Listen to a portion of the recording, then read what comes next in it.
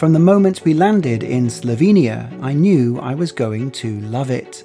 Now firmly ranked in my top countries to visit, if you'll stay with us, I hope to show you why this is Europe's most overlooked destination.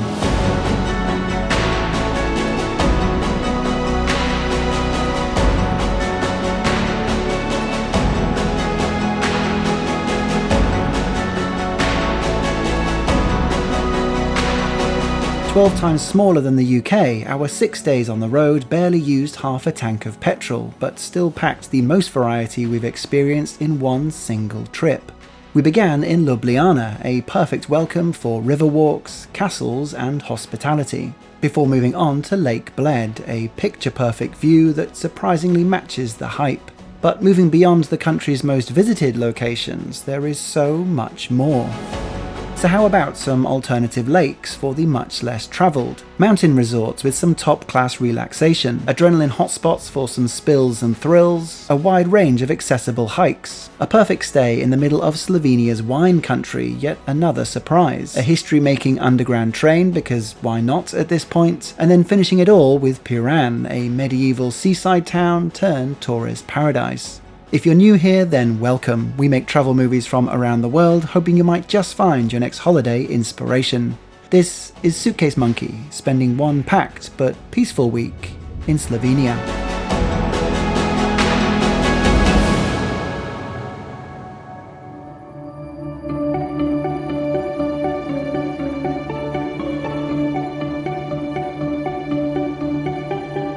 Slovenia sits at the top end of the Adriatic Sea, bordering Austria, Croatia, Hungary and Italy. Our route would be exploring a good chunk of its western half, moving to a different hotel each night, covering as much ground as we could, but without rushing. Since its capital, Ljubljana, is so central, it makes for the perfect starting point, only half an hour from the airport. Home to less than 300,000 people, its Riverwalk is the obvious highlight, but its many offshoots and compact nature make it perfect for finding on foot.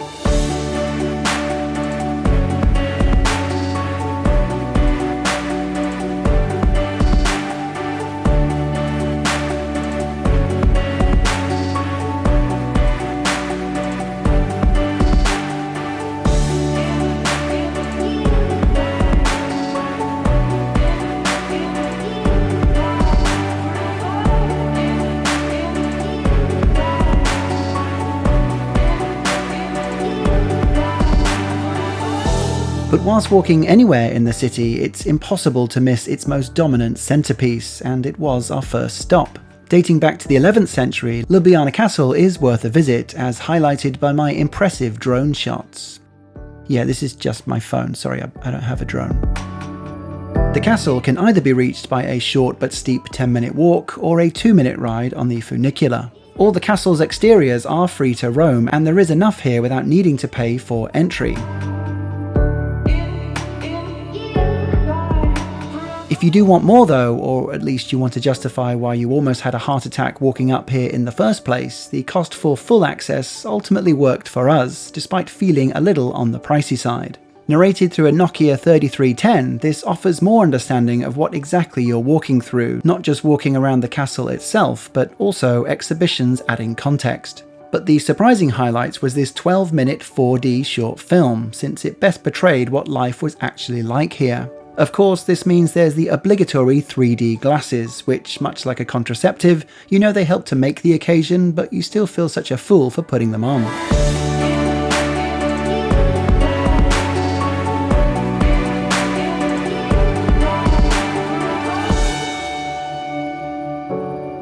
After walking down from the castle, we stumbled upon this popular mini diner. I guess technically classed as fast food, it's an affordable way to sample a variety of Slovenian traditional dishes, the highlight being carnioli sausage.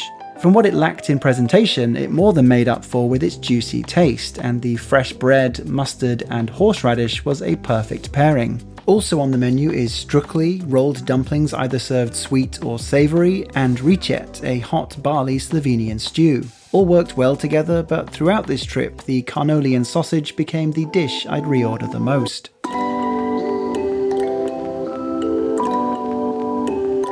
For the remainder of the afternoon, we kind of just wandered the streets wherever our eyes would take us. We did though have one last place marked on our map, and I'm so glad that we made time for it. Slovenia has a unique timeline, one I was totally ignorant to, so probably the best value for money we spent today, the National Museum of Contemporary History, shared a whole new perspective. Starting from the beginning of the First World War, it charts Slovenia's transition from its Austro-Hungarian Yugoslavian era through Italian, Nazi and communist rule, then finally onto independence in 1991. The whole presentation never outstays its welcome, and if you do have time, I definitely recommend the slightly out-of-the-way journey through Tivoli Park.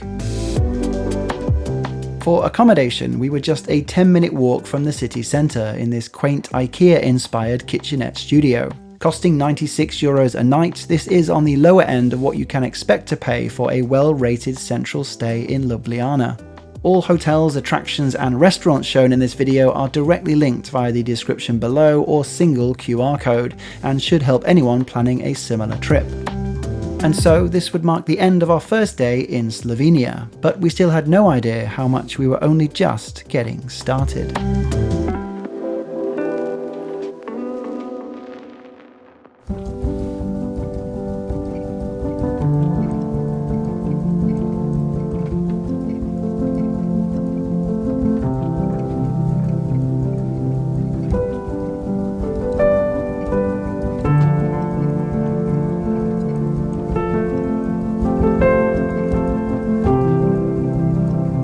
Without question, Lake Bled is Slovenia's most iconic panorama, especially if you've ever seen an LG TV screensaver. It isn't exactly known when a church was first built here, but it's around 1,000 years, with known renovations to its current form occurring in the late 1600s.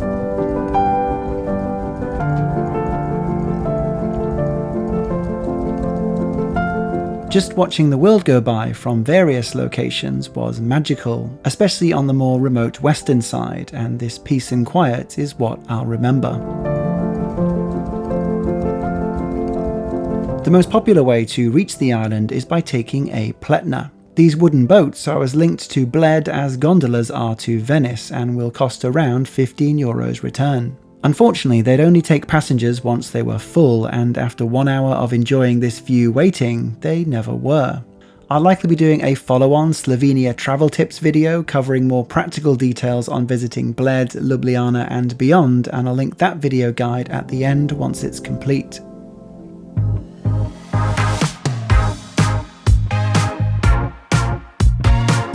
For our hotel, despite it borrowing furniture from my grandmother and a hallway from The Shining, we mainly booked it for its balcony views of the lake. Yet another place where we'd increase our island viewing time, but now with coffee in hand. A particular highlight here was next morning over breakfast. A mixture of multi-course local dishes and a cooked a la carte menu, this was one of the best starts to our day all week. But coming back to today, the weather finally turned on us, with rain dancing in and out for the rest of the afternoon. We were visiting in late May, and for a country sprinkled with mountains, its skies are changeable and unpredictable. Walking over to the east side then, the town of Bled itself was pleasant enough, but a lot more unassuming than I'd have imagined, and maybe that's a good thing.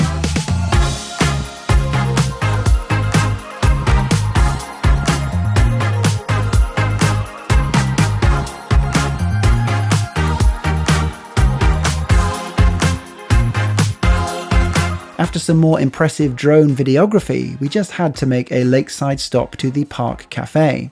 The creme schnitter, or Bled cream cake, is Slovenia's most celebrated sweet treat, similar to the meal foy, but with less crisp. Despite being offered almost everywhere in Slovenia, this specific location is the only place that you can still enjoy its original taste. And that's because 70 years ago, it was right here where that recipe was first made famous. Aside from enjoying the food here itself, you are of course also paying for those beautiful vistas over the... oh. With an ever-increasing storm, the staff might have been abandoning ship, but this Englishman would not be separated from his teapot. I can't lie, the peaceful nature of a creme schnitter by Lake Bled wasn't quite going as I'd have hoped. And so, this point marked the end of our time in the country's two most visited regions. But we were now more eager than ever to visit Slovenia's lesser known but equally impressive alternative lake, first thing in the morning. Whenever we're going anywhere abroad, getting an eSIM that covers our phone's international data beforehand is always on my things to do list. I've used Airalo 13 different times over the years, so it's awesome they're sponsoring this portion of the video, and if you use my code SUITCASEM3, you can get $3 off your first eSIM. If you're new to eSIMs, they are effectively a digital SIM card, giving you access to more than 200 countries and regions, and there's a bunch of different data allowance plans for each. This means you can find the best price point for you with no surprise charges. And your standard SIM card still stays in your phone, so any calls and messages to that number won't be interrupted. Airalo also offers packages for multi-destination trips. So with just one eSIM, you have ready-to-use data in 42 different countries within Europe and 18 different countries around Asia. So download the Airalo app today with the QR code or link below and use the code SUITCASEM3 for $3 off your first eSIM.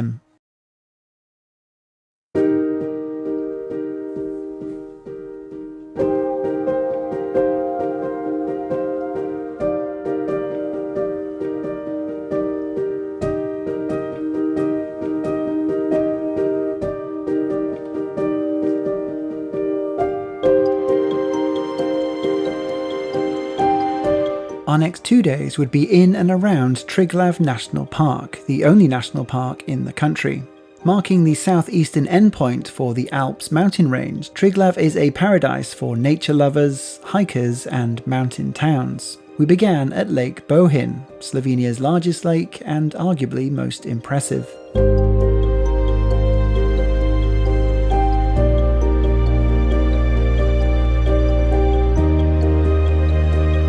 Only 30 minutes from Bled, the open space here was a welcome change of pace. Our original plan was to take the nearby cable car to see Mount Triglav, which is Slovenia's highest point, over 9,000 feet. But taking advice from locals, the live weather cams were showing a build-up of cloud, so we opted instead to check out this 2-kilometer hiking trail. Great for families, it perfectly blends nature and storytelling with local fairy tales brought to life through legend, characters and mini activities.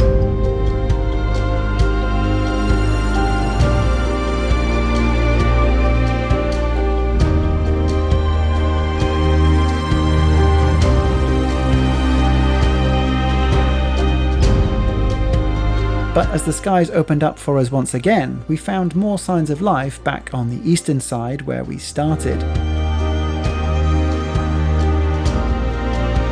And for the second time in a row now, our lunch became another rain hideaway, but this time a lot more cozy.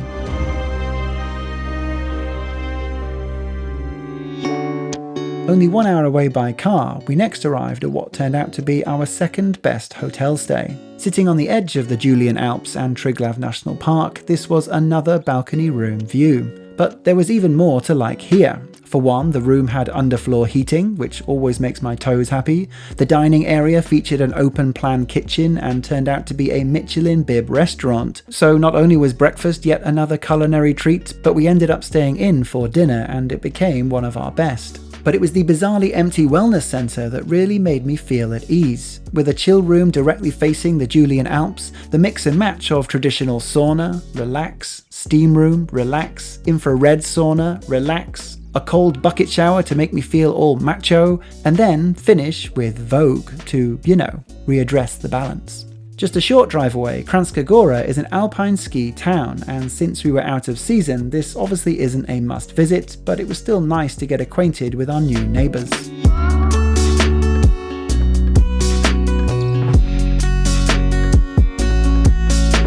Kranjska Gora is, though, the starting point to one of the most enjoyed roads to drive on in all of Slovenia. The Všić Pass is the highest elevation mountain road in the entire country and has become popular for scenic drives, the starting point for countless day hikes, and cyclists who enjoy pedalling uphill. Unfortunately, we only found out after breakfast that the entire road was closed for the whole month, and so instead the only option was to take a detour through Italy. Now, as a Brit living on an island, I can't begin to tell you how fantastically strange it is to know that you're going to Italy with 8 minutes notice. But here we were, driving in Italy. It felt kind of Italian, it felt kind of Slovenian too.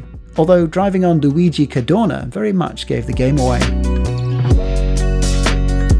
After only half an hour of driving, much like a hug from a long-lost friend, we returned back to Slovenian land. Our new destination was Bovec, a small town that can be walked across in about 10 minutes, but has carved a successful niche for thrill-seeking. Paragliding, whitewater rafting and beyond, despite its soft exterior, this town is the most condensed activity hotspot I've come across. And so, whilst Chiaki kept busy here, I took on what's proclaimed to be Europe's largest zipline park.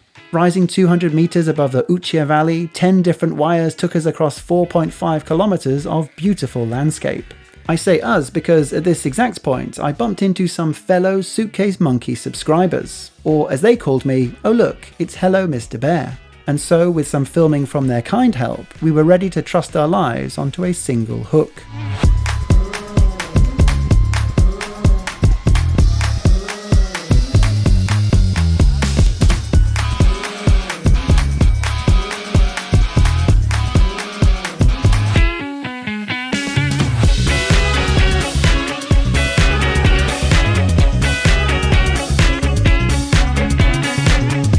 Back in Bovec, after a quick rest stop at our apartment, and no doubt due to our unexpected border crossing, we were absolutely gagging for a pizza. And despite the last few days feeling like 4 different holidays, tomorrow would bring even more variety, with both canyons and vineyards.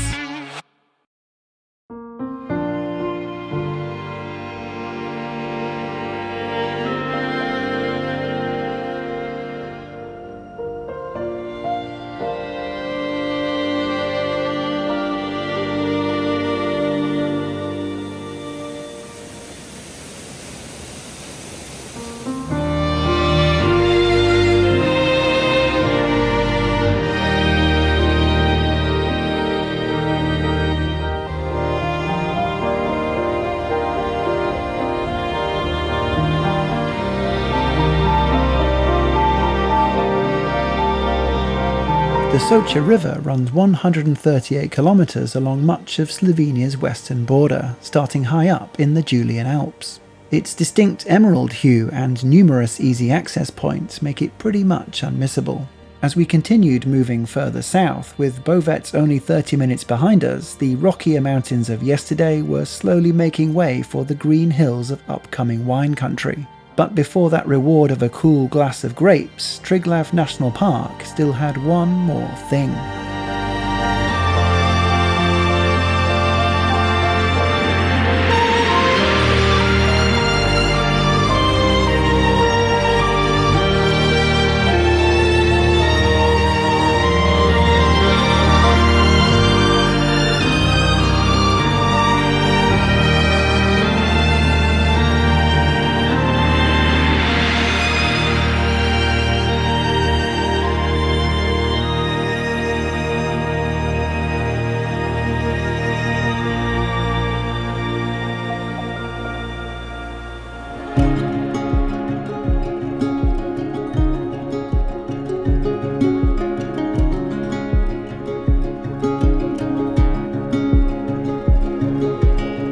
Our stay for the evening turned into one of the most finest in all of our years of travelling, and I can say that with little hesitation. This 6-room adults-only vineyard estate sits in the Brda Region, often referred to as Slovenia's Tuscany. With both Slovenian and Italian hilltop towns out in front, we relaxed for the rest of the day, and normally this alone would make for a pleasant enough evening. But it was the dedication and attention to detail that its husband and wife owners added that truly made this a 5-star experience. Never before have we been made to feel so welcome and more like guests over paying customers. Everything, of course, is centered around their homegrown wine selection, and there's an honesty bar you can help yourself to whilst you enjoy your time however you choose to spend it. But it was the evening where it all came together. We settled in with this excellent cheese and wine charcuterie board combo. And let me tell you, as a lover of cheese and wine and breads and cold meats, I mean everything on this table really, coupled with this view and the silence and conversation and our new best friend, it was heaven, and at a great point in this holiday to take a breather. Tomorrow would be our final full day in Slovenia before we'd catch our return flight from Ljubljana in 2 days' time. Despite assuming we'd seen everything this country could throw our way, its horizon still had 2 final surprises in store.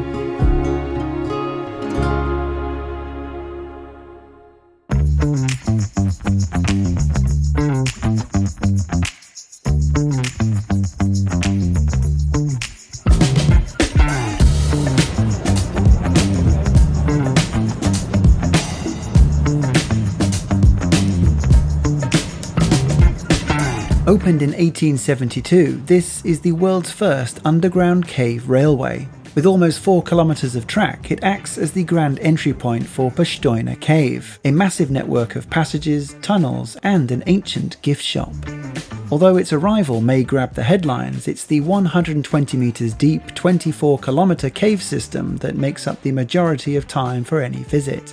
With one tour guide leading a large group of followers, the caves are full of intricate stalactites and stalagmites, and it's well worth a visit to learn about its 200 years of man-related history and the thousands of years that preceded it. This is one of the most visited attractions in Slovenia, less than an hour from Ljubljana, so I'd recommend booking in advance to grab a time slot for your arrival.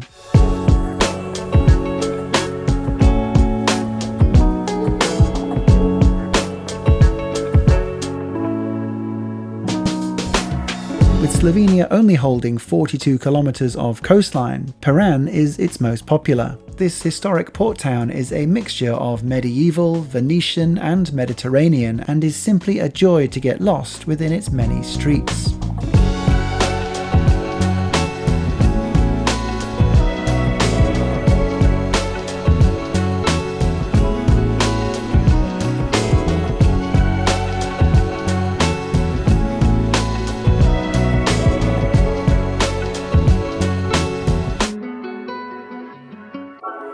There are a bunch of tourist attractions to keep yourself busy in Piran, but by this stage we were pretty exhausted, and just being back in a populated, energetic town gave us everything we were looking for. So we ended the evening at this supremely tasty fish restaurant. For a written PDF version of this video, do check out the link below or QR code, and as mentioned, I'll soon be following up with a Slovenia travel tips guide, covering more practical info, which I'll link here once it's ready. These videos do take a lot of hard work and time, so please leave a like, a comment, and share with your friends this beautiful country, which I hope I did justice. As ever, thanks for watching.